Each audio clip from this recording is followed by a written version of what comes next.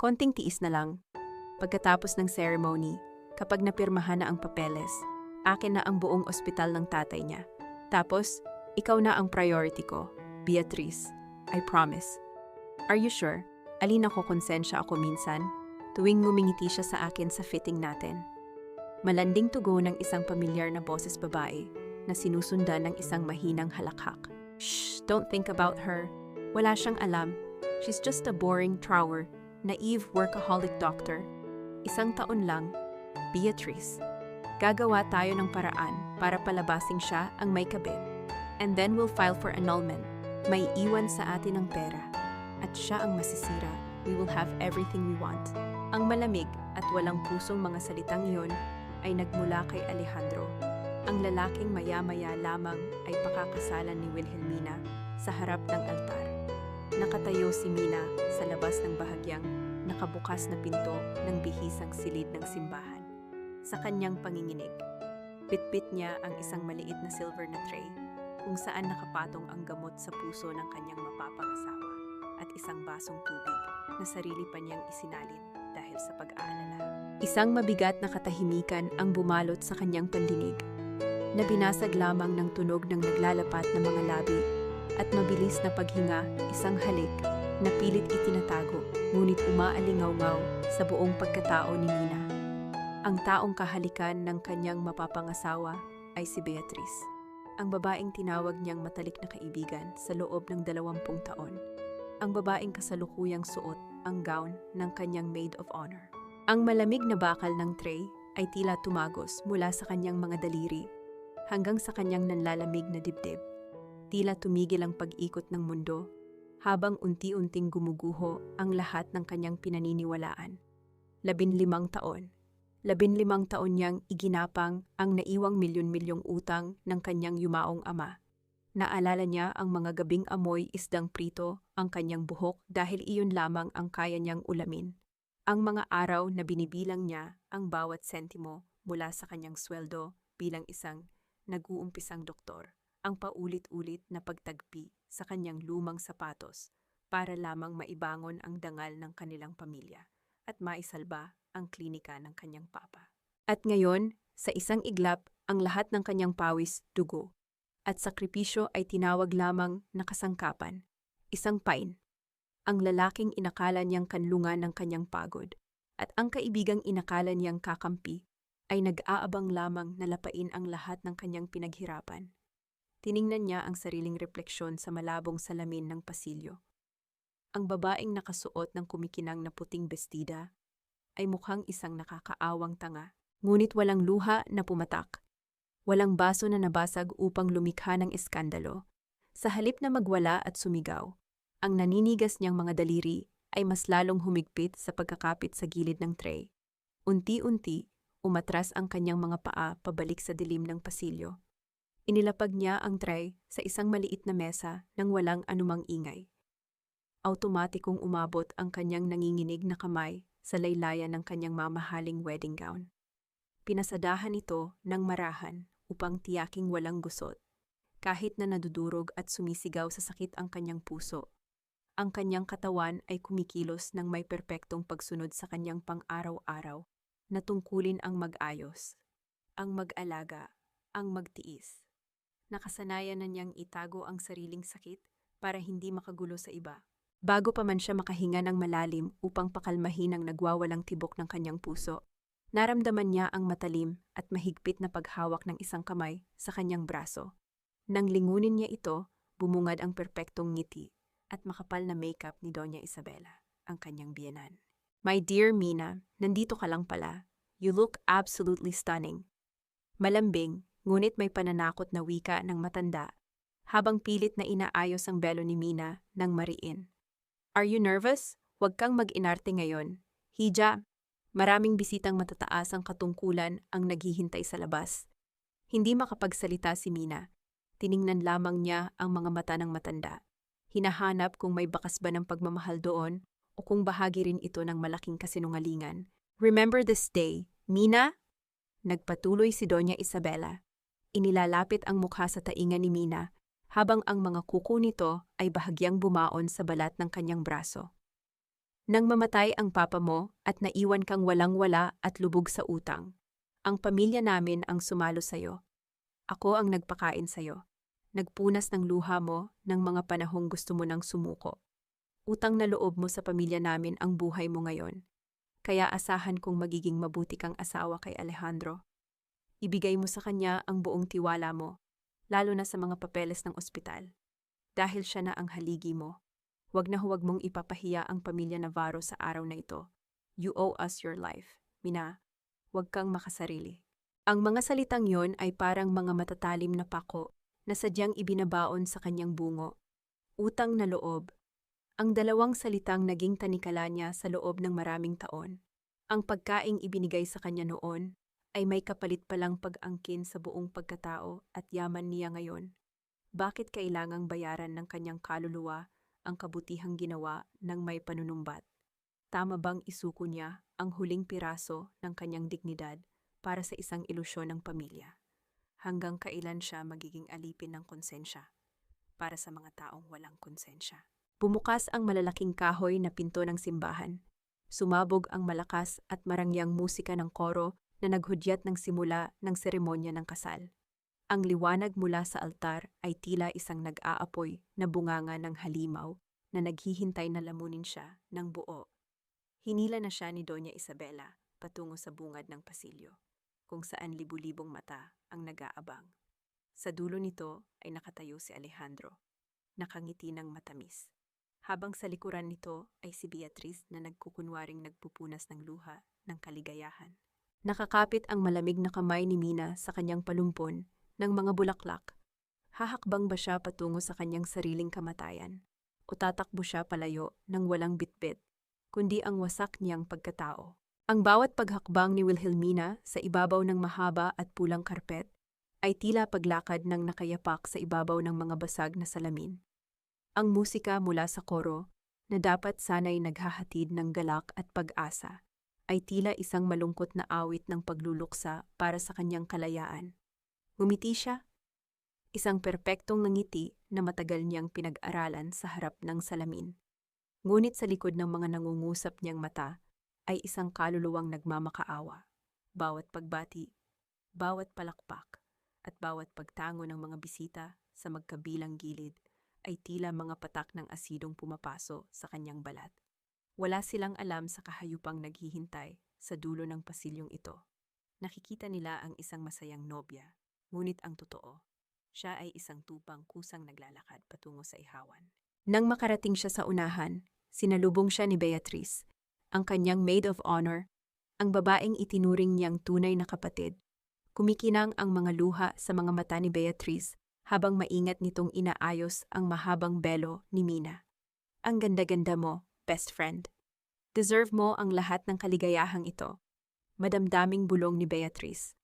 Puno ng lambing na ngayon ay nagdudulot ng matinding pagduduwal sa sikmura ni Mina. Kung hindi lamang niya narinig ang malalaswang halik kani-kanina lang, baka nayakap pa niya ito ng mahigpit. Ngunit ngayon, ang paghawak ni Beatriz sa kanyang braso ay tila kagat ng isang makamandag na ahas na unti-unting kumakalat sa kanyang mga ugat. Paano nito nakakayang umiyak ng mga luhang kasing linaw ng kristal, habang sa loob-loob nito ay pinagtatawanan ang kanyang pagiging uto-uto. Tanging isang tipid na tango lamang ang isinukli ni Mina. Mahigpit na ikinukulong ang sumasabog na galit sa pinakailalim ng kanyang lalamunan. Kailangan niyang maging matatag. Ang pag-atras ngayon ay magbibigay lamang ng kasiyahan sa mga taong nais siyang bumagsak. Ibinigay ng nag-iisang kapatid ng kanyang ama ang kanyang kamay kay Alejandro. Mahigpit at mainit ang pagkakasalikop ng mga palad ng lalaki. Nakangiti ito ng pagkatamis-tamis. Ang mga matang nagpabihag sa kanya noon ay tila mga bituin. Ngunit ngayon, wala siyang ibang makita kundi ang itim na butas na nagkukubli sa likod nito. Nandito na tayo, my love. Ang pinakahihintay nating araw. Malambing na wika ni Alejandro habang marahang pinipisil ang kanyang mga daliri. Ang init ng palad nito ay tila nag-iiwa ng maruming mantsa sa kanyang balat. Gusto niyang bawiin ang kanyang kamay at hugasan ito hanggang sa magsugat. Ngunit nanatili siyang nakatayo. Paano nagagawang magsinungaling ng ganito, kagaling ang isang tao? Paano nito nakakayang tumitig sa kanyang mga mata nang may ganoong katinding pag-ibig habang pinaplano ang pagwasak sa kanyang buhay at pag-angkin sa pawis ng kanyang yumaong ama. Nagsimula ang seremonya, ang bawat salita ng pari tungkol sa kabanalan ng kasal, tungkol sa tiwala at pagiging isa, ay tila mga tinik na idinidiin sa dibdib ni Mina. Habang nakaluhod sila sa harap ng altar, naramdaman niya ang sunod-sunod na paggalaw ng kanyang maliit na cellphone na sadyang nakatago sa lihim na bulsa ng kanyang makapal na gown. Isang linya ng komunikasyon na idinisenyo niya kanina lamang para sa kanyang abogado nang maisip niya ang kanyang mabilis na plano. Sa pamamagitan ng banayad na pagkilos, kunwari inaayos ang masikip na kordon ng kanyang palda. Pasimple niyang dinukot ang telepono at sinilip ang screen mula sa ilalim ng kanyang palumpon ng mga bulaklak. Ang mensahe ay mula kay Attorney Vergara. Mina, may malaking problema sa sistema ng bangko at sa korte. Hindi pa natin tuluyang naisasara ang mga account at hindi pa naipapasa ang bagong prenuptial agreement na naghihiwalay sa yaman ninyo. Kung sasabihin mo ang I do ngayon at pipirmahan ang marriage certificate mamaya, ang joint ownership ng ospital at lahat ng pondo mo ay automatikong magkakabisa sa ilalim ng lumang batas. Papatayin ng pirma mo ang lahat ng naiwan ng tatay mo. Kailangan nating ipagpaliban ito. Kasabay ng pagbasa niya sa mensaheng yon, umalingaw-ngaw ang pamilyar at mabigat na boses ng pare sa buong simbahan. Kung mayroon man sa inyo ang tumututol sa pag-iisang dibdib ng dalawang nilalang na ito, magsalita na ngayon o manahimik habang buhay. Natahimik ang buong paligid. Ang hangin ay tila naubos sa loob ng malaking katedral. Tiningnan siya ni Alejandro, puno ng pag-asa at pag-aasam. Naghihintay na siya ang unang sumagot sa susunod na katanungan ng pari. Nasa dulo na ng dila ni Mina ang mga salitang magtataling sa kanya sa impyerno. Kung magsasalita siya ngayon para umatras, maliligtas ang kanyang pera. Ngunit lalabas siyang baliw sa harap ng lipunan at malinis na makakalayo sina Alejandro at Beatriz nang walang pananagutan. Ngunit kung itutuloy niya ang pagbigkas ng sumpaan, isusuko niya ang buong buhay ng kanyang ama sa mga kamay ng demonyo. Ang nakabibinging katahimikan sa loob ng simbahan ay tila isang malaking kamay na sumasakal sa leeg ni Mina. Nakatitig sa kanya ang pari, naghihintay ng kasagutan. Sa kanyang gilid, naramdaman niya ang masuyong pagpisil ni Alejandro sa kanyang kamay, isang kilos na noon ay nagbibigay sa kanya ng sigla. Ngunit ngayon ay nagpapataas ng mga balahibo sa kanyang batok dahil sa pandidiri. Kung isisigaw niya ngayon ang katotohanan, matitigil ang kasal, maliligtas ang kanyang pera, ngunit alam niyang malinis na makakawala sina Alejandro at Beatriz. Palalabasin lamang nilang nagka-nervous breakdown siya dahil sa pagod at bukas makalawa. Maghahanap na naman ang dalawang ito ng bagong biktimang uubusin. Hindi niya papayagang mauwi sa wala ang 15 taong pag-aalipin niya sa sarili. Kailangan niyang tapusin ang sinimulan nila. Kahit ang kapalit nito ay ang paglakad niya sa ibabaw ng nagbabagang uling. Napalunok si Mina. Pilit ibinabaon ng takot at humarap sa pare na may nangingilid na luha, mga luhang inakala ng lahat ay dahil sa kaligayahan. Opo, Father, tinatanggap ko siya. Nanginginig ngunit buong tapang na wika ni Mina. Nakita niya ang mabilis na pagguhit ng tagumpay sa mga mata ni Alejandro. Isang ngiti ng kasakiman na hindi napansin ng kahit na sino kundi siya. Ang singsing na isinuot sa kanyang daliri ay kasing lamig ng posas na nagkukulong sa kanya sa isang sumpa. Pagkatapos ng seremonya, napuno ang paligid ng mga huwad na pagbati at walang katapusang pagkuha ng mga litrato. Sa harap ng napakalaking altar na pinalamutian ng mga puting rosas, pumuwesto ang pamilya Navarro. Agad na lumapit si Doña Isabela at mahigpit na pumulupot ang braso nito sa baywang ni Mina para sa isang larawan. Mula sa malayo, mukha silang perpektong magbiyanan na puno ng pagmamahalan. Ngunit sa likod ng mga nakakabulag na ilaw ng kamera, inilapit ng matanda ang kanyang bibig sa tainga ni Mina. Now that it's official, I expect you to act like a true Navarro. Pabulong na panimula ni Doña Isabela. Ang boses ay matalim at nagbabanta. Mamayang gabi, Gusto kong ibigay mo na kay Alejandro ang master seal at ang access codes ng buong ospital. He is the head of the family now. Babae ka lang, Mina, at ang mga babaeng katulad natin ay sumusunod lamang sa mga asawa. Kumuyom ang mga panga ni Mina, ngunit pinanatili niya ang maamong ngiti sa kanyang mga labi. Kailangan pa po ng approval ng board ang paglipat ng "Wag mo akong subukan, Wilhelmina." Mabilis na putol ni Doña Isabela. Mas lalong hinihigpitan ang kurot sa baywang ng manugang. "Huwag mong kalimutan na kung hindi dahil sa awa ko noong namatay ang tatay mo, nabubulok ka na sana sa kalsada. Binihisan kita, pinakain, at itinuring na anak. This is how you repay me. Utang na loob mo sa akin ang posisyon mo ngayon, kaya huwag kang magmarunong. You will surrender the hospital tonight." Understood. Tila mga bubog na gumuguhit sa lalamunan ni Mina ang bawat salitang binitawan ng matanda. Gusto niyang isigaw na wala siyang utang na loob sa pamilyang ito dahil pinagbayaran niya ng sariling pawis at dugo ang bawat pabor na hiningi niya noon. Ngunit tumango lamang siya ng marahan, ibinababa ang kanyang paningin upang magmukhang masunurin. "Opo, Mama?" Mahinang sagot ni Mina. Isang sagot na nagpangiti ng lubos kay Doña Isabela. Habang nag-aayos ang mga photographer para sa susunod na kuha, bahagyang umatras si Mina upang ayusin ang mahabang laylayan ng kanyang damit. Mula sa kanyang kinatatayuan sa likuran, nahagip ng kanyang mga mata ang isang eksenang muntik nang makapagpatigil sa pagtibok ng kanyang puso. Nakatayo sina Alejandro at Beatriz na magkatabi. Akala siguro nila ay walang nakakapansin dahil abala ang lahat sa pag-aayos.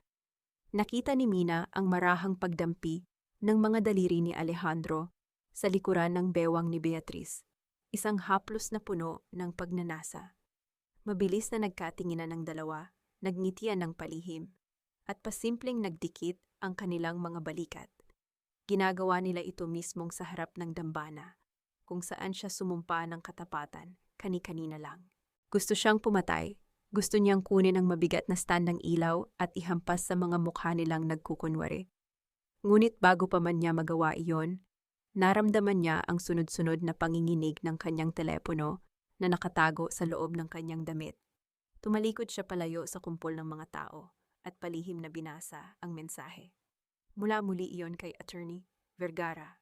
"Mina, the only way to block the automatic transfer of assets before the bank opens tomorrow is to get the original master deed mula sa vault ng ospital. Ang problema, pinalitan ng assistant mong si Rosa ang lahat ng system passwords kaninang umaga bago siya pumunta sa kasal mo. Siya lang ang may hawak ng access ngayon. Kapag nakuha ng iba ang master deed, mawawala sa iyo ang lahat." Nagliwanag ang isip ni Mina kasabay ng pag-akyat ng matinding kaba sa kanyang dibdib. Si Rosa, ang babaeng tinulungan niyang makapasok sa trabaho at pinagkatiwalaan niya ng lahat ng papeles ng klinika. Mabilis niyang inilibot ang kanyang paningin sa buong simbahan upang hanapin ang kanyang assistant sa isang madilim na sulok malapit sa gilid ng pinto ng katedral. Natagpuan ng kanyang mga mata si Rosa. Namumutla ang assistant, nanginginig ang mga kamay, at halatang balisa. Ngunit ang mas nagpatigil sa paghinga ni Mina ay ang taong kausap nito, si Beatriz. Habang walang nakatingin, palihim na iniabot ni Rosa ang isang maliit at itim na USB drive sa palad ng kanyang maid of honor. Napangiti si Beatriz. Mahigpit na ikinuyom ang palad upang itago ang maliit na bagay. At mabilis na naglakad pabalik sa hanay ng mga abay. Ang gabi ng masaganang handaan ay nagsimula sa loob ng isang naglalakihang grand ballroom ng pinakamahal na hotel sa syudad. Puno ng kumikinang na mga aranya na gawa sa kristal. Mga mesa na natatakpan ng puting seda at mamahaling mga bulaklak. At ang walang katapusang agos ng mamahaling alak. Sa mata ng mga bisita, ito ang kasal ng taon. Ngunit para kay Mina, ang bawat kislap ng ilaw at bawat halakhak ay tila nakakasulasok na usok na pumipigil sa kanyang paghinga. Nakatayo siya sa gilid ng malaking entablado habang pinagmamasdan si Alejandro na may hawak na mikropono. Masiglang nagtatalumpati sa harap ng daan-daang bisita, kabilang ang mga pinakamalalaking pangalan sa larangan ng medisina at negosyo. "To my beautiful wife, Wilhelmina," panimula ni Alejandro Ang boses ay puno ng huwad na emosyon. You are my rock, my sanctuary. Ipinapangako kong mula sa araw na ito, ako na ang bahala sa lahat. Hindi mo na kailangang magpasan ng mabibigat na problema. I will carry your burdens. I will manage everything para makapagpahinga ka na ng tuluyan. I love you, forever. Umalingaw-ngaw ang palakpakan sa buong bulwagan. Maraming kababaihan ang napabuntong hininga sa kilig. Ngunit si Mina ay napatitig lamang sa kanyang baso ng tubig. Ang mga salitang iyon, na sa pandinig ng iba ay napakatamis, ay malinaw na isang deklarasyon ng pagnanakaw para kay Mina. I will manage everything. Makapagpahinga ka na ng tuluyan. Ito ay hindi pangako ng pagmamahal, kundi isang banta ng ganap na pag-agaw sa lahat ng kanyang pinaghirapan. Tumayo si Mina mula sa kanyang upuan, umarte na tila napatid sa sariling gown, at sinadyang itapon ang laman ng kanyang baso ng alak nang direkta sa kanyang laylayan. Oh my God, I am so clumsy. Pilit na natatawang wika ni Mina habang pinupunasan ng pulang mantsa sa kanyang puting damit. Excuse me, I just need to clean this up. Samahan na kita, best friend. Mabilis na alok ni Beatriz. Handa na sanang tumayo mula sa kanyang upuan. No, Pia. Stay here and enjoy the toast. Kaya ko na ito. Sandali lang ako. Mabilis ngunit may diing tanggi ni Mina. Hindi na hinihintay ang sagot ng kaibigan. Mabilis siyang naglakad palabas ng bulwagan.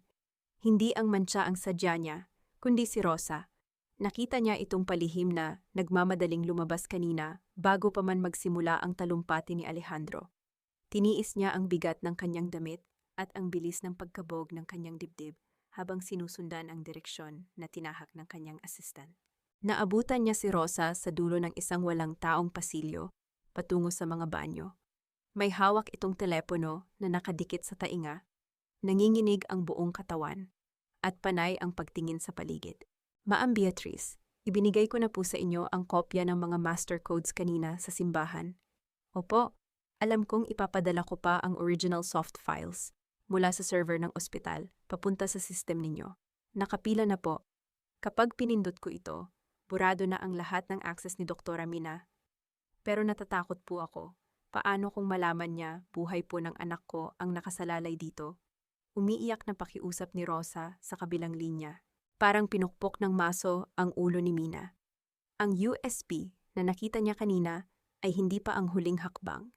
Hawak pala ni Rosa ang mismong pindutan upang tuluyang burahin ang pangalan ni Mina sa lahat ng papeles ng ospital.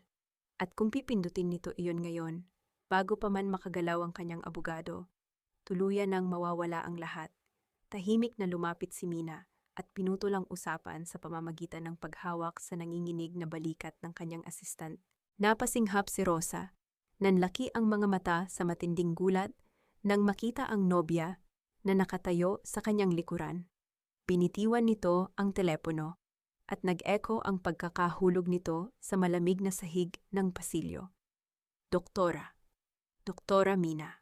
Mamali po kayo nang narinig. Wala po akong nauutal na panimula ni Rosa.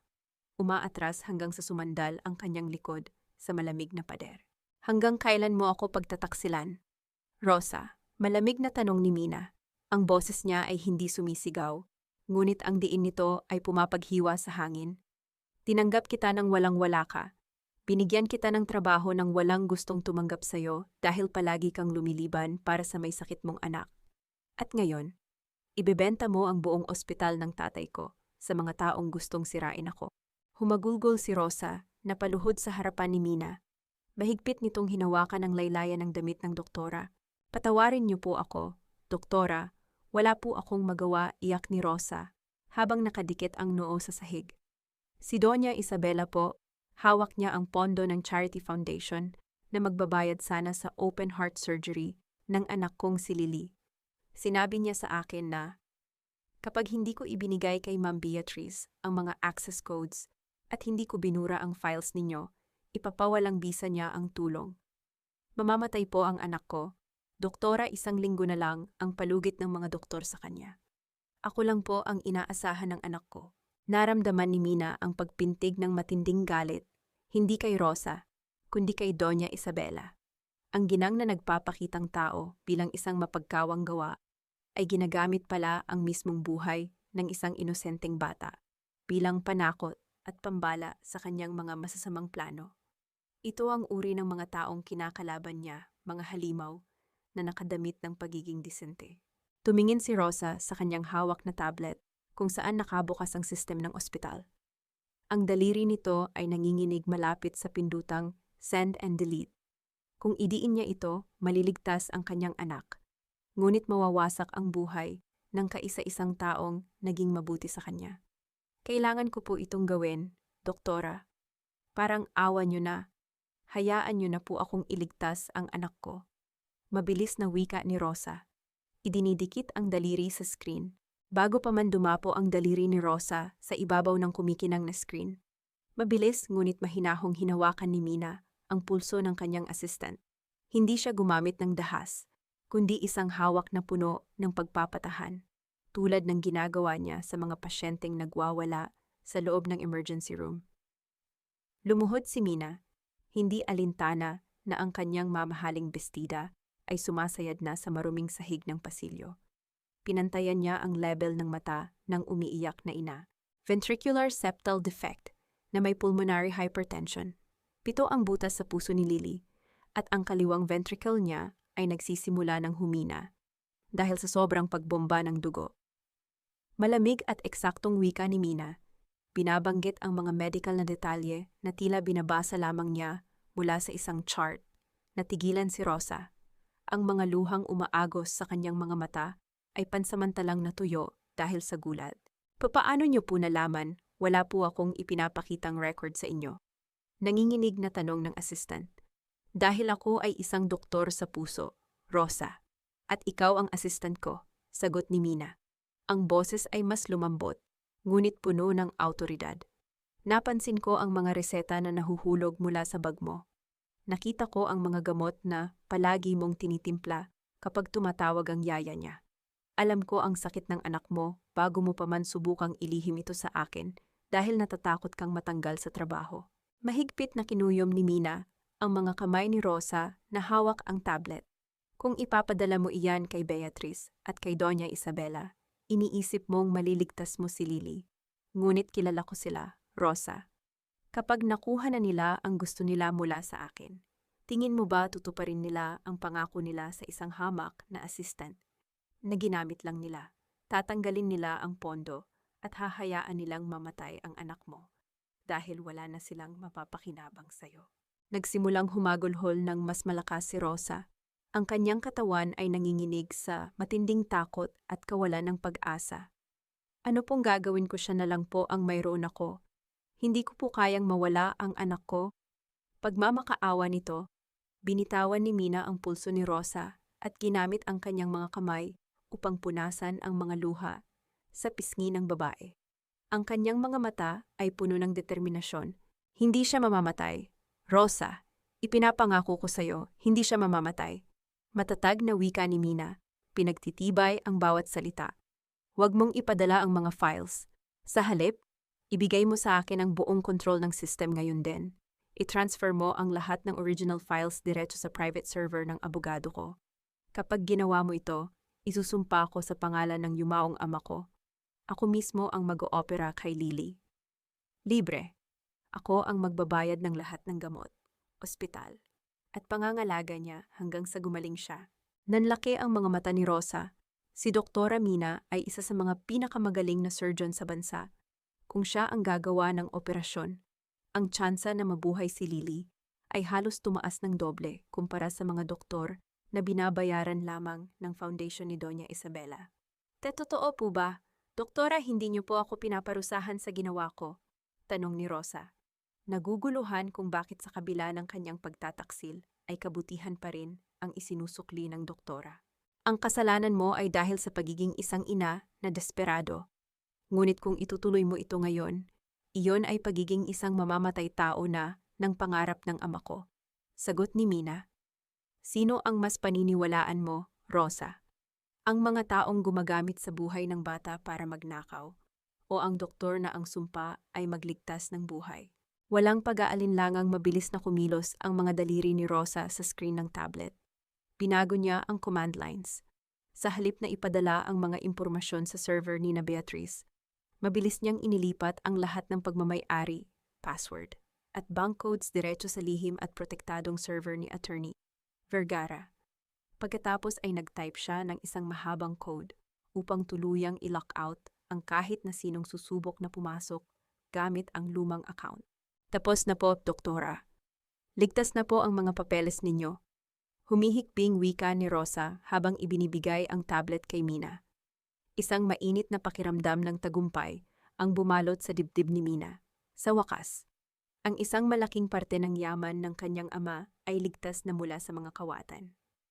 Ngunit bago pa man siya makahinga ng maluwag, narinig nila ang mabibigat na yabag mula sa dulo ng pasilyo. Kasunod nito ay ang matalim at walang emosyong boses ni Doña Isabela na umaalingaw-ngaw.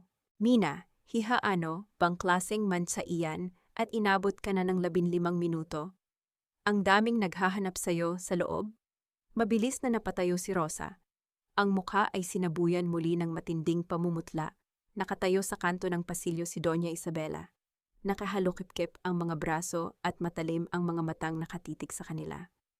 Sa likuran nito ay si Beatrice na nakatingin ng may halong paghihinala. Bakit kasama mo ang assistant mo dito sa banyo? At bakit siya umiiyak? Malamig na tanong ni Doña Isabela, habang palapit ng palapit. Ang bawat hakbang ay tila naghuhukay ng libingan. Mabilis na isinilid ni Mina ang tablet sa loob ng malaking bag na dala ni Rosa bago pa man makalapit nang tuluyan sina Doña Isabela at Beatrice. Hinarap niya ang kanyang biyenan na may perpektong mukha ng pag-aalala. Ang kanyang mga mata ay naniningkit sa pag-arte. Naku, Mama, nakita ko kasi si Rosa na umiiyak dito sa pasilyo. Sinusumpong na naman daw kasi ang anak niyang may sakit. Malungkot na paliwanag ni Mina. Maingat na inilalagay ang kamay sa balikat ng kanyang assistant. Pilit niyang ipinapakita ang imahe ng isang mabait at walang kamalay-malay na doktor. Tiningnan ni Doña Isabela si Rosa mula ulo hanggang paa. Ang mga mata nito ay nanliliit na tila sinusuri ang kaluluwa ng assistant. Ganun ba, malamig na tugon ng matanda? Napaka-unprofessional naman na dalhin ang problema sa bahay dito sa isang formal na okasyon. Nakakasira ng mood. Lumapit si Beatrice at palihim na tinitigan si Rosa. May palitan ng makahulugang tingin sa pagitan ng maid of honor at ng assistant. Binigyan ni Rosa si Beatrice ng isang tipid na pagtango, ang senyas na napagkasunduan nilang ibigay kapag naipadala na ang mga files. Nakita ni Mina ang pagliwanag ng mukha ni Beatrice, isang ngiti ng tagumpay na hindi nito naitago. Akala nila ay nanalo na sila. O sige na, Rosa, umuwi ka na at asikasuhin mo ang anak mo. Kami na ang bahala rito, nakangiting wika ni Beatrice. Nagkukunwaring mabait, ngunit malinaw ang pagnanais na paalisin na ang assistant dahil nakuha na nito ang kailangan. Yumuko si Rosa at mabilis na naglakad palayo. Dala ang malaking bag kung saan nakatago ang ebidensya ng kanyang paglipat ng mga dokumento. Nang mawala na ito sa paningin nila, muling ibinaling ni Doña Isabela ang atensyon kay Mina. Halika na, Mina. Hindi maganda na iniiwan mo ang asawa mo sa loob habang nag-e-entertain ng mga bisita. Ikaw dapat ang nasa tabi niya bilang suporta. Utos ng matanda. Hinawakan ang braso ni Mina at pilit itong hinila pabalik sa bulwagan. Sa bawat hakbang pabalik sa gitna ng selebrasyon, nararamdaman ni Mina ang bigat ng pagiging plastik ng mga taong ito. Bumalik sila sa kanilang mesa na nasa gitna ng malaking entablado. Nakaupo doon si Alejandro, masiglang nakikipag-usap sa ilang mga doktor. Nang makita siya nito, mabilis itong tumayo at sinalubong siya ng isang matamis na halik sa pisngi. Are you okay, sweetheart? Akala ko kung napano ka na. Malambing nitong tanong. Hinahagod ang kanyang likod. Gustong magsuka ni Mina sa amoy ng pabango nito, ang parehong amoy na naamoy niya kay Beatrice kanina. Ngunit pinilit niyang ngumiti at tumango. Biglang tumayo si Doña Isabela at kinuha ang mikropono mula sa MC ng programa. Natahimik ang buong bulwagan at lahat ng paningin ay natuon sa matanda. Good evening, everyone. Bago tayo magpatuloy sa ating kasiyahan, mayroon lamang akong isang napakahalagang anunsyo. Panimula ng ginang, ang boses ay matinis at puno ng awtoridad. Napatingin si Mina kay Beatrice. na ngayon ay nakangiti ng malapad habang may hawak na isang brown envelope. Lumapit si Beatrice at inabot ang envelope sa matanda, bilang patunay ng walang hanggang pagmamahal at pagkakaisa ng pamilya Navarro at Santillan. Minabuti ng aking manugang na si Wilhelmina na ibigay ang ganap na pamamahala ng kanilang ospital sa kanyang asawa na si Alejandro. Formal na idineklara ni Doña Isabela habang nagtataasan ang mga kilay ng ilang kilalang negosyante sa paligid. Umalingaw-ngaw ang bulungan. Alam ng lahat kung gaano kamahal ni Mina ang ospital ng kanyang ama. Ang kusang pagbibigay ng buong pamamahala sa isang lalaking kakakasal pa lamang ay isang napakalaking balita. Naglabas si Doña Isabela ng isang pirasong papel mula sa envelope at inilapag ito sa mesa sa harap mismo ni Mina. Isang mamahaling fountain pen ang inilagay ng matanda sa ibabaw ng papel. Kaya naman, dito sa harap ninyong lahat, bilang mga saksi, pipirmahan ni Mina ang Deed of Absolute Transfer of Management. Ito ay simbolo ng kanyang tiwala at pagiging masunuring asawa. Pagpapatuloy ng matanda, saka lumingon kay Mina na may kasamang malaking ngiti na hindi umaabot sa mga mata. Pirmahan mo na, Hija, para makapag-celebrate na tayo ng tuluyan. Nakatutok ang 5 video camera at daan-daang pares ng mata kay Mina. Ito na.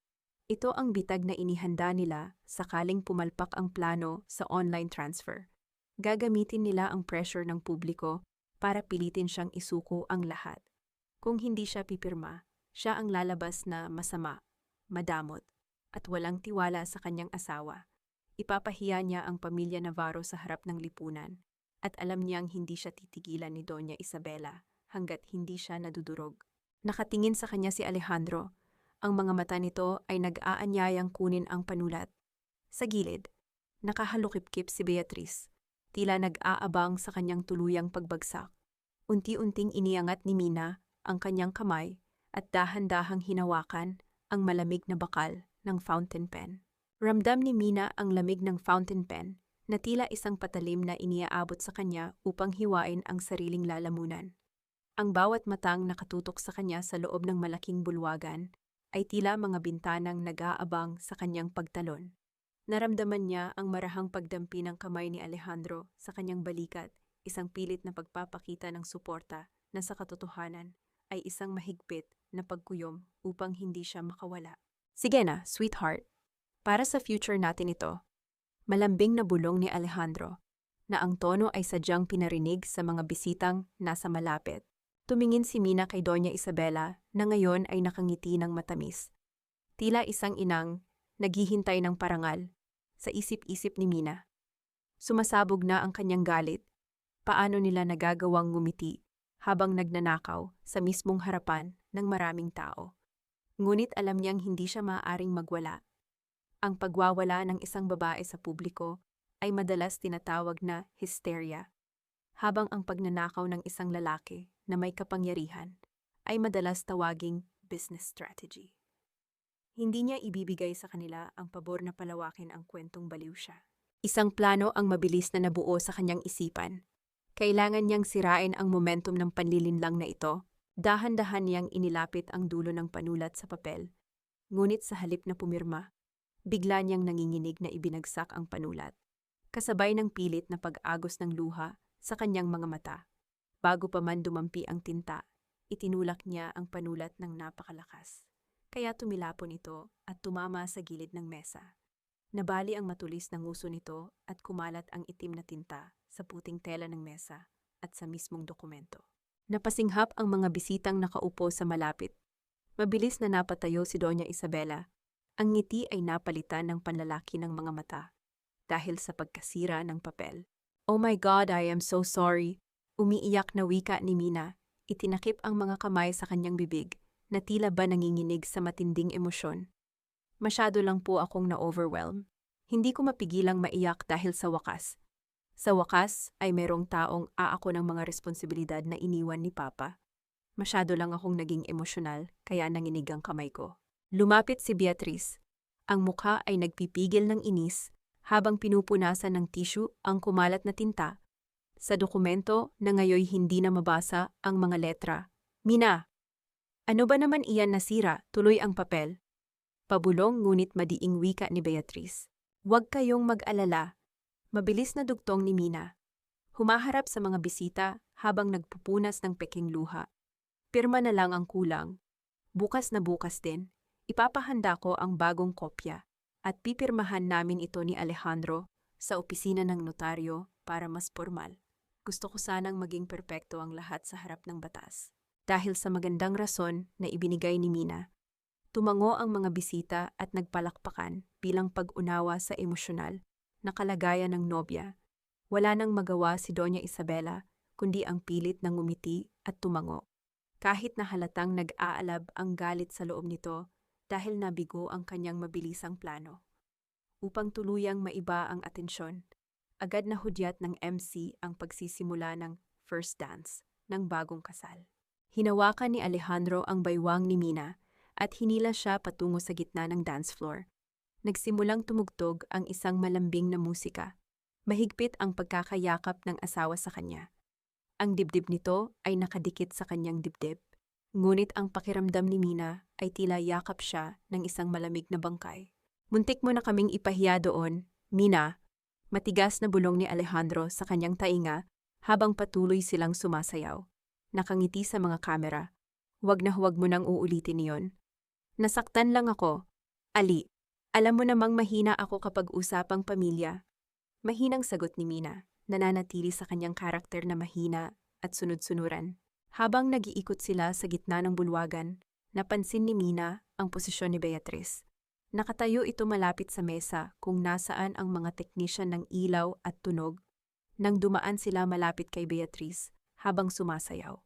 Naramdaman ni Mina ang pasimpleng paghaplos ng mga daliri ni Alejandro sa likuran ng damit ni Beatrice, isang pasimpleng kilos na puno ng malisya, na isinagawa mismo habang karga nito ang sariling asawa. Umakyat ang asido sa lalamunan ni Mina, ngunit bago pa man niya makagat ang sariling labi upang magtimpi, nakita niya ang isang miyembro ng technical staff na lumapit kay Beatrice. May ibinulong ito na nagpakunot ng noo ng maid of honor. Nakita ni Mina mula sa malayo kung paano nagbago ang ekspresyon ni Beatrice nang ituro ng technician ang pangunahing computer sa gilid ng entablado. Alam ni Mina kung ano iyon. Iyon ang nakaschedule na video na pinagawa niya kay Rosa, ang video na naglalaman ng mga tunay na ebidensya. Nagsimulang humakbang si Beatrice patungo sa control desk. Kung makikita nito ang pangalan ng file na hindi kasama sa orihinal na programa, siguradong ipapabura nito ang video bago pa man ito ma-play. Kailangan niyang pigilan si Beatrice. Ngayon din, ang bawat segundong lumilipas ay tila patak ng mainit na wax sa balat ni Mina. Nakita niya ang mabilis na paghakbang ni Beatrice patungo sa control desk. Kung makarating ito doon at makita ang nakaschedule na file, guguho ang lahat ng kanyang inihanda. Ang video na naglalaman ng katotohanan ay mabubura ng walang bakas, at siya ang tuluyang magiging biktima ng mga kawatang ito. Kailangan niyang gumawa ng paraan, isang hakbang na hindi mapaghahalataan, ngunit sapat upang igapos si Beatrice sa kanyang pwesto. Habang umiikot sila sa huling kumpas ng musika, biglang kumalas si Mina sa pagkakayakap kay Alejandro. Hinarap niya ang mga bisita. Kinuha ang pinakamalapit na mikropono mula sa stand ng banda at ngumiti ng napakatamis. "Excuse me, everyone!" Malakas at malinaw na wika ni Mina. Napatigil ang lahat, pati na si Beatrice na isang hakbang na lamang ang layo mula sa technician. Bago tayo magpatuloy, gusto ko sanang kunin ang pagkakataong ito para pasalamatan ng isang napakahalagang tao sa buhay ko. Patuloy ni Mina, naglalakad patungo sa gitna ng entablado, habang tinititigan ng diretso ang maid of honor. Isang babaeng naging kapatid, sandalan, at naging saksi sa lahat ng paghihirap ko. "Beatrice, my best friend, can you please come up here?" Natigilan si Beatrice. Ang lahat ng ilaw at mga kamera ay mabilis na bumaling sa kanya. Wala siyang magawa kundi ang ibalik ang kanyang pilit na ngiti. Kung tatanggi siya o magpupumilit na pumunta sa control desk ngayon, magmumukha siyang bastos at kahina-hinala sa harap ng daan-daang bisita. Dahan-dahang naglakad si Beatrice paakyat ng entablado. Ang kanyang mga mata ay nagtatanong, ngunit ang kanyang bibig ay nakangiti sa mga kamera. Nang makalapit ito, Agad siyang niyakap ng mahigpit ni Mina. Isang yakap na sa tingin ng iba ay puno ng pagmamahal. Ngunit para kay Beatrice, naramdaman niya ang malamig at mahigpit na paghawak ng mga daliri ng nobya sa kanyang likuran. Tila hindi siya papayagang makawala. Ang babaeng ito ay nag-alay ng maraming oras para lang masiguradong magiging perpekto ang kasal na ito. Hindi siya natulog, hindi siya kumain ng maayos, para lang mabigyan ako ng kaligayahan. Madamdaming talumpati ni Mina. Ang bawat salita ay may dalang dobleng kahulugan, na tanging silang tatlo lamang, nina Alejandro at Beatrice, ang nakakaintindi. Kaya naman, gusto kong ialay ang susunod na kanta at ang mga susunod na minuto para purihin siya. Palakpakan po natin ang aking maid of honor. Umugong ang malakas na palakpakan. Napilitang tumayo si Beatrice sa gitna ng entablado. Nakatutok ang mga matalim na ilaw sa kanya. Nakakulong siya sa atensyon ng publiko. Hindi siya maaaring umalis. Hindi niya maaaring silipin ang computer. Ligtas ang video file. Pansamantala. Ngunit habang abala si Mina sa kanyang pag-arte sa entablado, hindi niya napansin ang paggalaw ni Alejandro sa ibaba. Nang bumaba si Alejandro upang kumuha ng inumin na hagip ng kanyang paningin, ang isang pamilyar na kislap sa ilalim ng mesa na inupuan ni Mina kanina. Nang yumuko siya upang pulutin ito, nakita niya ang isang maliit na puting cellphone, ang reserbang telepono na ginamit ni Mina upang makausap ang kanyang abogado. Marahil ay nahulog ito mula sa bulsa ng gown ni Mina noong nagkunwari itong napatid para itapon ang alak. Bumilis ang tibok ng puso ni Alejandro. Wala siyang alam na may ikalawang telepono ang kanyang asawa. Nang pindutin niya ang screen, hindi ito nakalock. Bumungad sa kanya ang pinakahuling mensahe na pumasok. Mula kay Attorney Vergara, Mina, nakuha ko na ang lahat ng orihinal na digital files mula kay Rosa. Na-secure na natin ang buong system ng ospital. Naipasa ko na rin sa kapulisan ang mga ebidensya ng peking offshore accounts ng pamilya Navarro. Naka-standby na ang mga autoridad sa labas ng hotel para sa signal mo. Hindi nila makukuha ang ospital. Nanlamig ang buong katawan ni Alejandro. Ang kanyang mukha ay nawala ng kulay. Tila nasipsip ang lahat ng dugo sa kanyang ugat. Ang buong plano nila, ang panloloko, ang pag-agaw sa yaman, ang pagsira kay Mina, alam na nito ang lahat. Hindi lamang alam, kundi nakaganti na ito bago pa man sila makapagsimula. Ibinaling niya ang kanyang paningin sa entablado. Nakatayo doon si Mina, nakangiti habang magkahawak kamay sila ni Beatrice.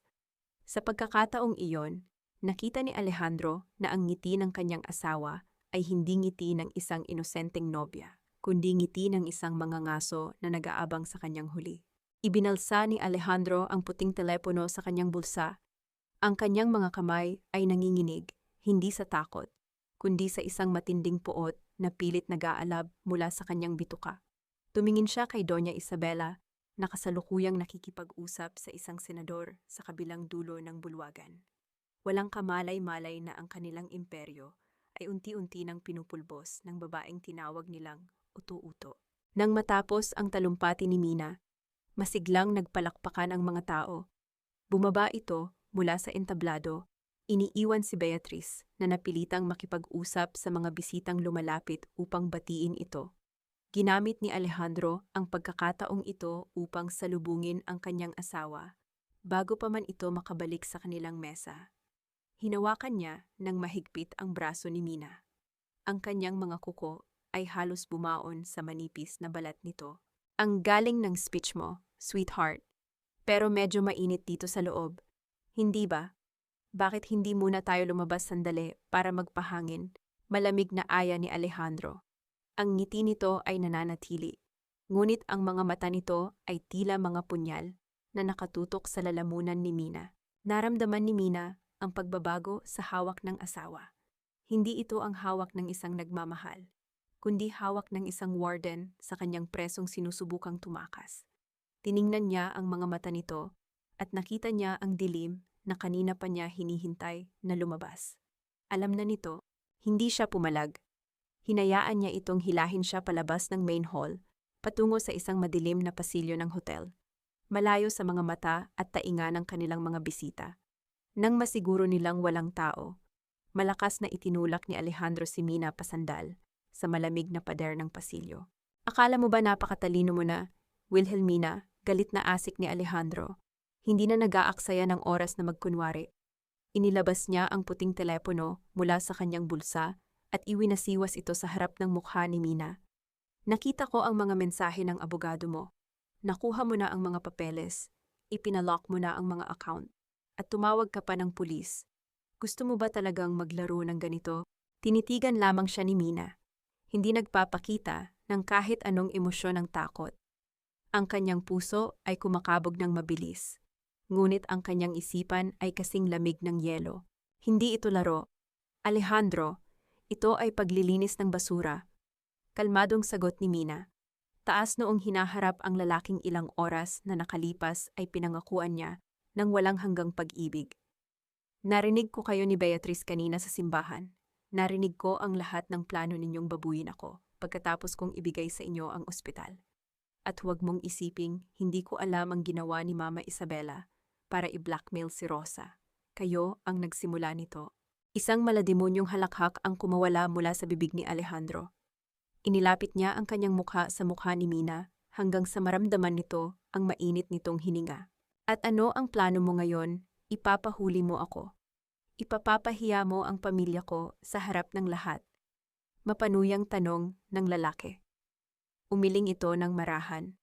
Kahit anong gawin mo ngayon, kahit nabawi mo ang mga papeles mo, asawa mo pa rin ako.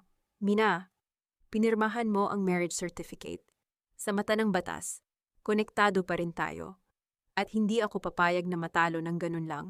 Kung babagsak ako, isasama kita sa impyerno. Bago pa man makasagot si Mina, mabilis na nag-type si Alejandro sa kanyang sariling telepono at nagpadala ng mensahe. Ilang segundo lamang ang lumipas. Narinig ni Mina ang malakas na paglagapak ng malalaking pinto ng main hall na isinasara mula sa loob.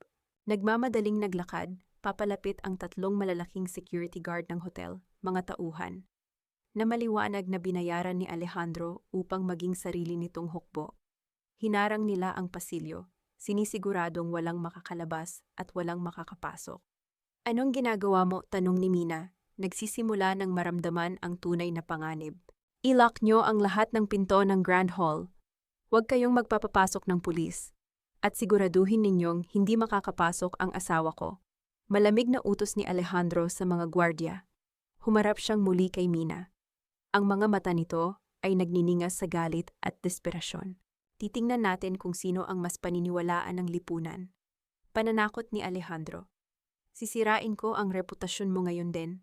Sasabihin ko sa lahat ng bisita na nagkaroon ka ng nervous breakdown. Ipapalabas ko ang mga peking medical records na nagpapatunay na may mental illness ka at ikaw ay mapanganib. Dahilan kung bakit inililipat ko na ang management ng ospital sa akin upang protektahan ka. Wala kang laban sa loob, Mina, dahil naka-lockout ka. Tumalikod si Alejandro at nagsimulang maglakad pabalik sa main hall gamit ang isang lihim na pinto. Iniiwan si Mina na binabantayan ng 3 malalaking gwardya. I-play na ang video ng asawa ko. Oras na para makita ng mundo kung gaano siya kabaliw. Utos ni Alejandro sa kanyang earpiece bago tuluyang nawala sa paningin ni Mina. Ang malakas na tunog ng paglock ng pinto ay tila hudyat ng paghatol para kay Mina. Naiwan siya sa malamig at madilim na pasilyo.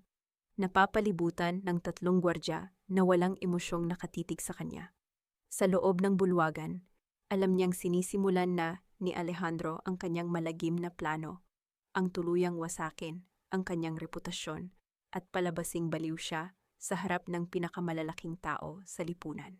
Gusto niyang sumigaw, manlaban, at itulak ang mga gwardya upang makapasok. Ngunit alam niya na iyon mismo ang inaasahan ni Alejandro na gagawin niya. Kung magwawala siya sa labas, mas mapapatunayan lamang niya sa lahat na siya ay wala sa tamang katinoan. Huminga siya ng malalim, pinipilit na pakalmahin ang naguunahang pagtibok ng kanyang puso. Mula sa kanyang kinatatayuan, naririnig niya ang boses ni Doña Isabela sa loob ng bulwagan. Gumagamit ng mikropono upang makuha ang atensyon ng lahat. Mga kaibigan, humihingi po kami ng paumanhin sa kaunting abala. Malungkot at mapagkunwaring boses ni Doña Isabela, tulad ng napansin ninyo, hindi naging maganda ang pakiramdam ng ating nobya kanina. Ang totoo niyan, matagal na pong nakikipaglaban si Wilhelmina sa matinding depression at mental instability dahil sa pagkawala ng kanyang ama at sa bigat ng pagpapatakbo ng ospital. Kaya naman, bilang pamilya niya, minabuti naming kuhanin ang lahat ng bigat na ito mula sa kanya. Para mas maunawaan ninyo ang aming desisyon, may inihanda kaming maikling presentasyon tungkol sa tunay na kalagayan ni Mina. Naramdaman ni Mina ang matinding pandidiri na umaakyat sa kanyang lalamunan. Ginamit pa talaga ng matanda ang pagkamatay ng kanyang ama para magmukhang mga bayani. Naisip niya ang kalagayan ni Beatrice sa loob. Siguradong nakangiti na ito ngayon. Nag-aabang sa tuluyang pagbagsak ng kanyang kaibigan. Sa loob ng bulwagan, namatay ang mga pangunahing ilaw. Ang malaking LED screen sa likod ng entablado ay unti-unting lumiwanag. Nakahanda na ang video na naglalaman ng mga peking doktor, mga inedit na reseta, at mga peking pahayag na nagpapatunay na si Mina ay hindi na kayang mag-isip ng tama. Pindot na lang ang kulang at masisira na ang kanyang buhay. I-play ang video. Dinig ni Mina ang utos ni Alejandro mula sa kabilang panig ng pinto. Ngunit ang hindi alam ni Alejandro, bago pa man siya pumasok sa bulwagan, inutusan na ni Mina si Rosa na maglagay ng isang delay trigger sa totoong video file. Isang override system na ginawa mismo ng kanyang abogado na automatikong papalitan ang kahit na anong video na ipiplay sa main screen gamit ang file na nakatago sa cloud server. Nagkaroon ng ilang segundong katahimikan na sinundan ng isang malakas at pamilyar na tunog na umalingaw-ngaw sa buong bulwagan. Hindi ito ang malungkot na musikang inihanda ni Alejandro para sa kanilang gawa-gawang dokumentaryo. Isang static na ingay ang nangibabaw. Natila mula sa isang nakatagong mikropono na sumasagi sa tela at mula sa malaking screen. Umalingaw-ngaw ang boses na mismong nag-utos na ilock ang pinto kani-kanina lang. Konting tiis na lang, pagkatapos ng ceremony, kapag napirmahan na ang papeles, akin na ang buong ospital ng tatay niya. Tapos, ikaw na ang priority ko, Beatrice, I promise. Kasabay ng boses ay ang paglabas ng malinaw na video mula sa CCTV camera na palihim na ipina-install ni Mina sa bihisang silid ng simbahan kanina. Sa screen na kasing laki ng sinehan, malinaw na nakita ng daan-daang bisita si Alejandro suot ang kanyang wedding suit. Habang mahigpit na nakayakap at nagpapalitan ng maiinit na halik sa maid of honor nitong si Beatrice. Napasinghap ang buong madla, ang mga tinidor ay nahulog sa mga pinggan, ang mga bisita ay napatayo, hindi makapaniwala sa lantarang kahayupan na ipinapakita sa kanila. Are you sure? Alin ako konsensya ako minsan, tuwing ngumingiti siya sa akin sa fitting natin. Sagot ng boses ni Beatrice mula sa video. Na agad sinundan ng isang malanding halakhak na bumasag sa imahe nito bilang isang inosenteng kaibigan. Nataranta si Alejandro, nakita ni Mina mula sa siwang ng pinto kung paano namutla ang kanyang asawa. Ang mukha ay tila nawalan ng lahat ng dugo habang nakatitig sa higanting screen. Tumakbo ito papunta sa technical booth. Sumisigaw sa mga operator. Patayin ninyo iyan, patayin ninyo ang screen ngayon din. Nagwawalang utos ni Alejandro habang marahas na inaalis ang mga kable sa computer. Ngunit ang video ay hindi namatay. Patuloy na ipinapakita ng screen ang pag-uusap ng dalawa kung paano nila planong ibenta ang ospital. Palabasing may kabit si Mina pagkatapos ng 1 taon at nakawin ang bawat sentimong pinaghirapan nito. Sa gitna ng kaguluhan at pagkalito ng mga bisita, nakita ni Mina ang pagbagsak ni Doña Isabela pabalik sa kanyang upuan, nakahawak ng mahigpit sa kanyang dibdib. Ang reputasyong inalagaan nito ng ilang dekada ay unti-unting nasusunog sa harap ng kanyang mga mata. Ang bulwagan ay napuno ng ingay ng pagkamangha, pandidiri, at mahihinang bulungan na unti-unting lumalakas habang patuloy na nagpe-play ang video. Mga matang mapanghusga ang bumaling kay Alejandro na ngayon ay nagwawala sa technical booth. Pilit na sinisira ang kagamitan para lamang mapatigil ang ebidensya ng kanyang kawalang hiyaan. Bumaling din ang mga tingin kay Beatrice, na kasalukuyang namumutla. Nakatayo sa gitna ng entablado at nanginginig ang buong katawan. Hindi totoo, yan edited yan. May naninira sa amin, sigaw ni Beatrice. Pilit nang umingiti, ngunit ang kanyang mga mata ay nagpapakita ng matinding takot at kahihiyan. Tiningnan niya ang mga bisita, naghahanap ng kakampi. Ngunit lahat ay nakatingin sa kanya nang may halong pagkasuklam. Ang mga babaeng kanina ay pumupuri sa kanya bilang pinakamagandang maid of honor ay ngayon ay umiiling at nagbubulungan. Ang bawat segundo ng pagwawala nila ay isang matamis na tagumpay para kay Mina. Ngunit hindi pa siya tapos. Bumukas ang malalaking pinto ng bulwagan mula sa labas. Pumasok ang 5 unipormadong pulis, kasama si Attorney Vergara na may hawak na isang itim na briefcase. Ang mga gwardya ni Alejandro na kanina'y nagbabantay kay Mina ay mabilis na umurong nang makita ang mga awtoridad. Naglakad si Mina sa likuran ng mga pulis, pumasok sa bulwagan ng taas-no. Wala na ang peking luha at pagiging sunod-sunuran. Ang kanyang mukha ay kasing lamig ng yelo. Ang bawat hakbang ay puno ng awtoridad na tila pagmamay-ari niya ang buong lugar. Napatigil ang lahat nang makita siya. Agad na lumapit si Attorney Vergara sa sentro ng bulwagan at inilabas ang isang dokumento. Mr. Alejandro Navarro, may warrant of arrest po kami laban sa inyo dahil sa kasong large-scale fraud at attempted embezzlement. Nakuha namin ang sapat na ebidensya na nagpapatunay na nagtayo kayo ng mga dummy corporations upang ilipat ng palihim ang mga pondo ng ospital na pagmamay-ari ng inyong asawa. Malakas na deklarasyon ng abogado na nagpatigil sa paghinga ng lahat. Hindi na nakapagsalita si Alejandro. Unti-unting lumapit ang mga pulis at pinusasan siya. Ang lalaking kanina lang ay nag-aastang hari. Ngayon ay nakayuko. Iniiwasan ang matatalim na tingin ng kanyang mga kasamahan sa medisina na kanina lang ay bumabati sa kanya. Nang makita ito ni Beatriz, mabilis siyang bumaba mula sa entablado at tinangkang tumakbo palabas sa kabilang pinto. Ngunit mabilis siyang hinarang ng 2 pulis. Kasama rin po kayo sa warrant, Miss Beatriz de Vera, bilang kasabwat sa pagnanakaw at pamimeke ng mga dokumento. Matigas na sabi ng isang pulis bago rin siya pinusasan. Nagkagulo ang mga tao, ngunit ang pinakamalakas na reaksyon ay nagmula kay Doña Isabela. Nang makita ang kanyang anak na pinupusasan, mabilis itong napatayo. Ang matanda, na noon ay napakataas ng tingin sa sarili, ay biglang nawalan ng kulay. Ngunit sa halip na sumuko, isang huling baraha ng manipulasyon ang kanyang naisip. Mabilis na naglakad si Doña Isabela patungo kay Mina. Sa isang iglap, inihagis ng matanda ang kanyang sarili sa paanan ng kanyang manugang. Lumuhod siya, humagulgol ng napakalakas upang marinig ng lahat, at mahigpit na yumakap sa mga binti ni Mina. Mina, anak, patawarin mo kami, gawa-gawang pag-iyak ng matanda. Hinahalikan pa ang laylayan ng damit ni Mina. Hindi ko alam na ginagawa ito ng asawa mo. Ako na ang humihingi ng tawad para sa kanya. Maawa ka, Mina. Huwag mong ipakulong ang asawa mo. Utang na loob, inalagaan kita nang mamatay ang tatay mo para nakitang sariling anak. Huwag mo kaming ipahiya ng ganito. Iatras mo ang kaso, parang awa mo na. Ang lahat ng mata ay muling nabaling kay Mina. Ang matanda ay sadyang ginagamit ang kanyang edad at ang imahe ng isang kaawa-awang ina upang baligtarin ang sitwasyon.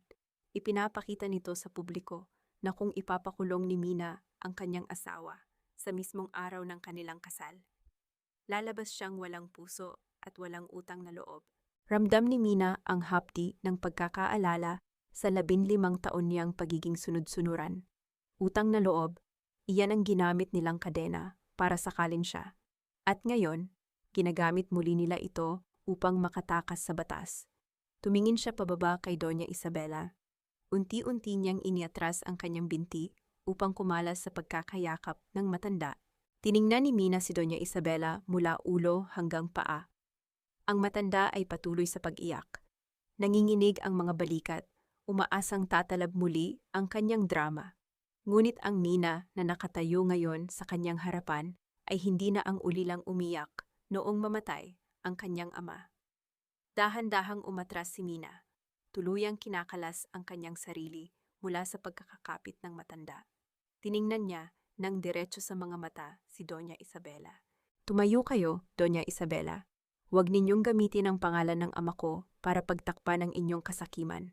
Malamig ngunit malinaw na utos ni Mina. Ang boses niya ay walang bahid ng galit, kundi puno ng isang nakatatakot na kapanatagan. Napatigil ang matanda. Tila hindi makapaniwala na hindi gumana ang kanyang pagmamakaawa. Anong sinasabi mo? Ako ang nagpakain sa'yo.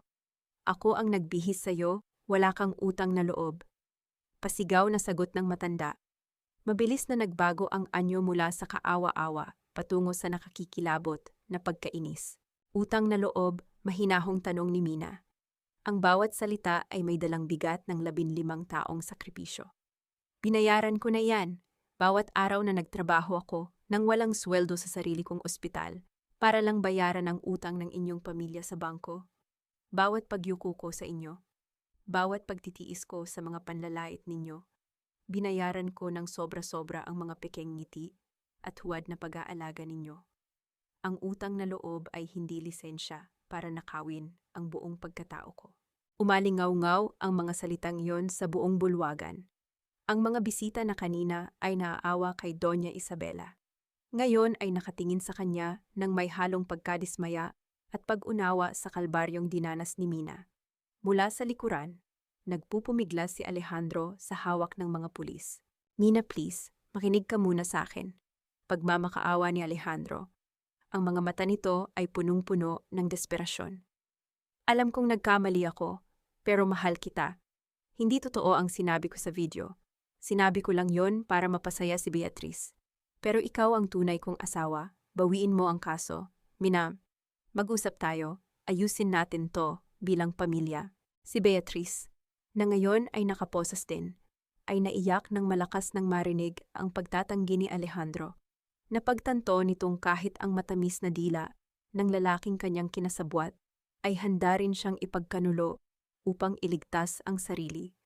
Hayop ka, Alejandro. Ginamit mo lang din ako, sigaw ni Beatriz. Sinisikap sugurin ng lalaki, ngunit mabilis na pinigilan ng mga awtoridad. Tiningnan lamang ni Mina ang 2 taong sumira sa kanyang tiwala, ang lalaking pinangarap niyang makasama habang buhay. At ang babaeng itinuring niyang higit pa sa kapatid, ay nag-aaway ngayon na parang mga asong nag-aagawan sa buto. Ito ang tunay na mukha nila. Wala na tayong dapat pag-usapan, Alejandro. Matatag na wika ni Mina. Hinihintay ko ang araw na ito hindi para maghiganti, kundi para patunayan na hindi ako ang mahinang babaeng iniisip ninyo. Itinaas ni Mina ang kanyang kaliwang kamay, ang daliri na may suot na mamahaling singsing na ibinigay ni Alejandro. Dahan-dahan niyang hinubad ang kumikinang na diamante, ang huling simbolo ng kadenang nag-uugnay sa kanila. Hinawakan ni Mina ang singsing sa pagitan ng kanyang hinlalaki at hintuturo. Sa ilalim ng nagliliwanag na mga chandelier ng bulwagan, kumislap ito ng huling beses. Isang magandang bagay na nagtatago ng isang napakapangit na katotohanan. Tumingin siya kay Alejandro, na ngayon ay nanginginig at pilit pa ring umaabot sa kanya habang hawak ng mga pulis. Hindi ko itinuloy ang kasal na ito para maghiganti. Alejandro, malinaw at buong tapang na wika ni Mina. Ang kanyang tinig ay umaalingaw-ngaw na tila isang kampana ng paglaya. Itinuloy ko ito para bigyan kayo ng pagkakataong kayo mismo ang pumirma sa sarili ninyong hatol. Gusto ninyong kunin ang lahat sa akin pwes. Ngayon, wala na kayong makukuha, pati ang sarili ninyong kalayaan. Ibinuka ni Mina ang kanyang mga daliri. Hinayaan niyang mahulog ang singsing. Isang mataginting na tunog ng metal na tumatama sa marmol, na sahig ang umaling-awngaw sa paligid, nang bumagsak ang singsing at gumulong papalayo. Kasabay nito ay ang pagguho ng lahat ng pangarap ng pamilya Navarro. Tuluyan nang isinama ng mga pulis si Alejandro palabas. Ang kanyang mga pagmamakaawa ay unti-unting humina, hanggang sa tuluyan ng maglaho sa labas ng bulwagan. Sumunod din ang pagkaladkad kay Beatriz na patuloy na umiiyak at isinisigaw na inosente siya. Isang kasinungalingang wala nang sinumang nagnanais paniwalaan. Naiwan si Doña Isabela na nakaupo sa sahig, tulala, at iniiwasan ng lahat ng mga panauhin na kanina lang ay nakikipagplastikan sa kanya. Ang mga kilalang negosyante at doktor ay mabilis na nag-alisan mula sa kanyang tabi. Na tila ba ang matanda ay may nakahahawang sakit. Ang imperyong binuo niya mula sa pandaraya at manipulasyon ay nasunog sa loob lamang ng isang gabi. Humarap si Mina kay Attorney Vergara na ngayon ay nakangiti ng may paghanga sa tapang ng kanyang kliyente.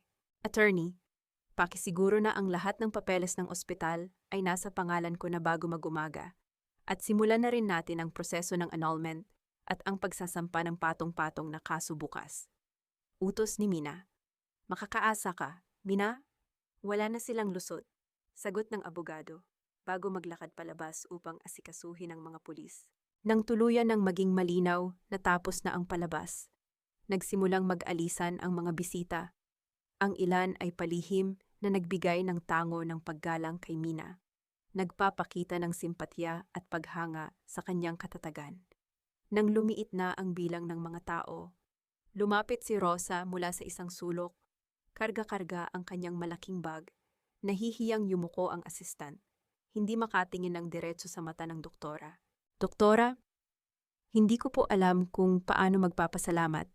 Dahil po sa tapang ninyo, hindi na kami magtatago ng anak ko. Nanginginig na wika ni Rosa.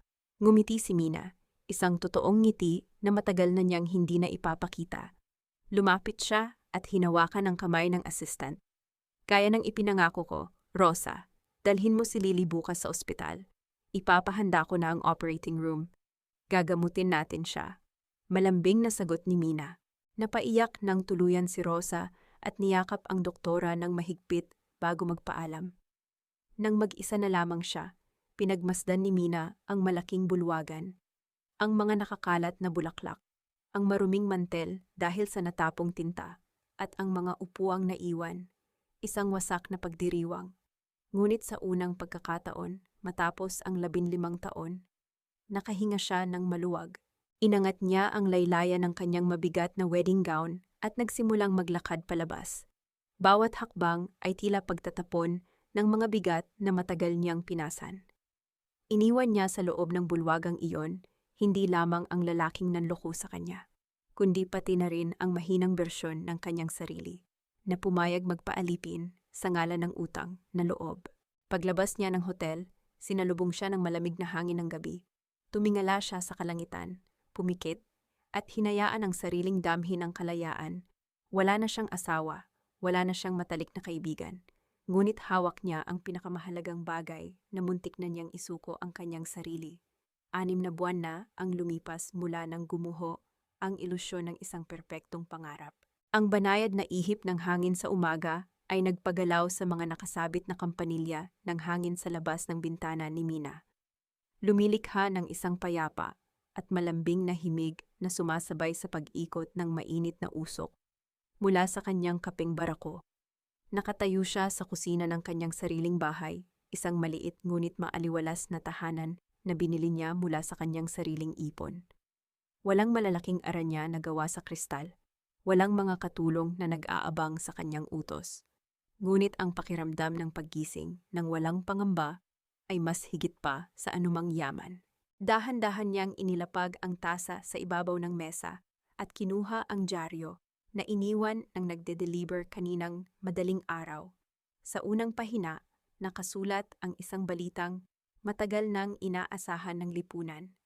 Navarro Medical Corporation, tuluyan nang nagdeklara ng pagkabangkarote. Dating sikat na surgeon na si Dr. Alejandro Navarro, tinanggalan ng lisensya at nahaharap sa patong-patong na kaso ng panloloko. Sa ibaba ng balita ay ang detalye tungkol sa tuluyang paglilitis kay Beatrice, na ngayon ay nasa likod ng mga rehas nang walang kakampi matapos siyang ituro ni Alejandro bilang utak ng lahat. Nariyan din ang maikling ulat tungkol kay Doña Isabela, ang dating ginang na kinatatakutan at tinitingala, na ngayon ay nangungupahan na lamang sa isang maliit na apartment matapos bawiin ng bangko ang lahat ng kanilang mansyon at sasakyan. Pinasa ito ni Mina nang walang bahid ng ngiti, ngunit wala rin siyang naramdamang awa o galit. Tiniklop niya ang dyaryo at inilagay ito sa ilalim ng mga lumang magasin. Ang pagpapatawad, napagtanto niya, ay hindi nangangahulugan ng paglimot sa mga kasalanan ng mga taong nanakit sa kanya. Ang tunay na pagpapatawad ay ang pagtanggal sa kapangyarihan nilang saktan siya muli.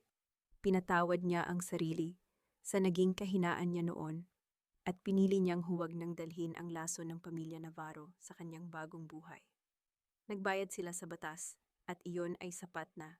Nang makarating siya sa ospital, ilang oras ang lumipas. Sinalubong siya ng isang malaking pagbabago.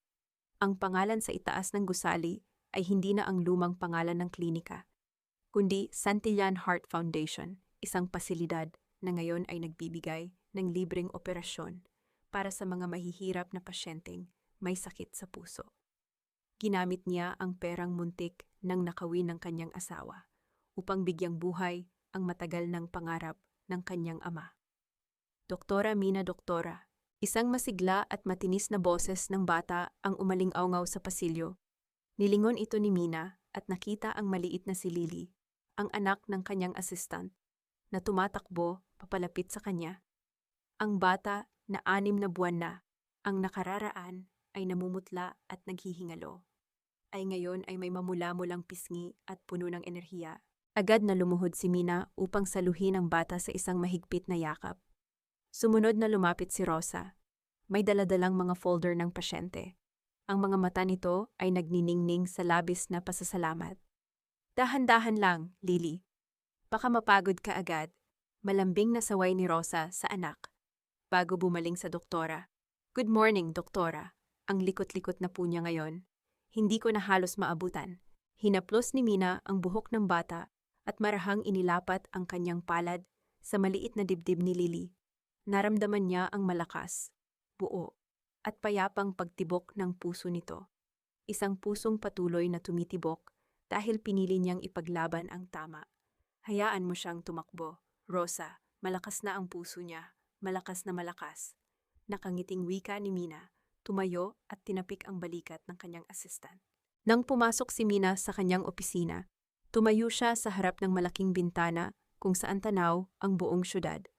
Hinawakan niya ang kanyang kaliwang kamay. Wala na ang mabigat na diamanteng singsing na nagtali sa kanya sa isang huwad na pangako. Ang kanyang mga kamay ay malaya. At ang mga kamay na ito ay hindi na kailanman magiging kasangkapan para pagsilbihan ang mga taong walang pagpapahalaga. Sa mahabang panahon, naniwala siyang ang halaga niya bilang isang babae ay nakadepende sa pagiging isang mabuting asawa, sa pagpaparaya, at sa pagtanaw ng walang katapusang utang na loob. Ngunit sa pagtayo niya mula sa sariling pagkasira, natutunan niya ang pinakamahalagang aral na babaunin niya habang buhay. Ang tunay na korona ng isang babae ay hindi ang lalaking nakatayo sa kanyang tabi, kundi ang dignidad na hindi niya hinayaang apakan ng sinuman. Ang kaligayahan ay hindi matatagpuan sa pagtitiis at pananahimik. Ang kaligayahan ay nagsisimula sa araw na matutunan mong mahalin ang iyong sarili nang sapat upang talikuran ang mga taong hindi marunong magpahalaga sa iyong mga sakripisyo. Huminga ng malalim si Mina, inayos ang kanyang puting uniforme at lumabas ng opisina upang muling magligtas ng buhay. Hindi na siya isang biktima. Siya ay isang manggagamot, isang anak na nagbigay dangal sa kanyang ama at higit sa lahat, isang babaeng buo. Habang naglalakad siya palabas ng ospital, alam niyang ang tunay na lunas ay hindi natatagpuan sa paghihiganti, kundi sa pagpili na muling mabuhay para sa sarili. Mga mahal kong tagapakinig, heto na naman tayo sa dulo ng isang napakabigat, ngunit mapagpalayang paglalakbay. Maraming salamat sa inyong pananatili, sa pakikinig, at sa pagsama sa atin hanggang sa huling sandali ng kwentong ito. Gusto kong maging tapat sa inyo nang sinusulat ko ang tagpo kung saan nakatayo si Mina sa labas ng pinto. Nanginginig habang hawak ang tray ng gamot at naririnig ang halikan ng 2 taong pinakamahalaga sa kanya. Hindi ko mapigilang mapaluha ng sobra. Naawa ako sa kanya at naisip ko kung gaano karaming kababaihan ang patuloy na nagbubuhat ng mabibigat na tray ng sakripisyo, kahit na patuloy na nadudurog ang kanilang mga puso. Ang kwentong ito ay hindi lamang likha ng imahinasyon. Sumasalamin ito sa mga tahimik na laban ng maraming asawa, ina, at anak na itinali ng utang na loob at maling akala sa pag-ibig. Isang obrang ibinuhos natin ang ating buong puso at malalim na pagninilay sa buhay. Kagaya ng isang magaling na siruhano sa puso, minsan kailangan nating maging matapang Nahiwain at buksan ang pinakamasakit na bahagi ng ating nakaraan. Kailangan nating ilabas ang lason upang matahi ito ng tama at tuluyang maghilom.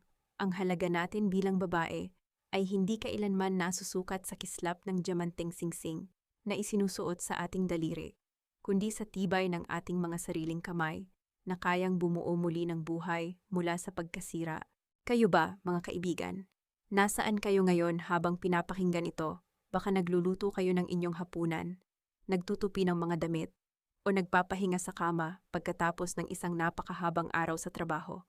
Gusto kong malaman, kung kayo ang nasa posisyon ni Mina, itutuloy niyo rin ba ang kasal sa harap ng maraming tao para ibunyag ang katotohanan? O tatalikuran niyo na lang ito bago pa man magsimula ang seremonya? Ibahagi ninyo ang inyong mga saloobin, ang inyong mga naging desisyon, at sariling kwento sa comment section sa ibaba. Huwag kayong mag-alala o mahiya. Dahil sa channel na ito, nandito tayo para makinig, umunawa, at magdamayan. At kung naantig kayo sa kwentong ito, sana ay i-like at i-share ninyo ang ating video para mas marami pa tayong maimpluwensyahan at mapalakas na mga kababaihan. Hiling ko ang inyong kapayapaan at walang hanggang lakas. Naway patuloy kayong mabuhay ng may dignidad, taas at palaging pinipili ang sariling kaligayahan. Pamagat ng kwento ang puso ng isang siruhano. Paalala, ang lahat ng mga tauhan at pangyayari sa kwentong ito ay katang-isip lamang, ginawa para magbigay aliw at mag-iwan ng positibong mensahe. Ang karapatang ari ay pag-ari ng kwento at kilig.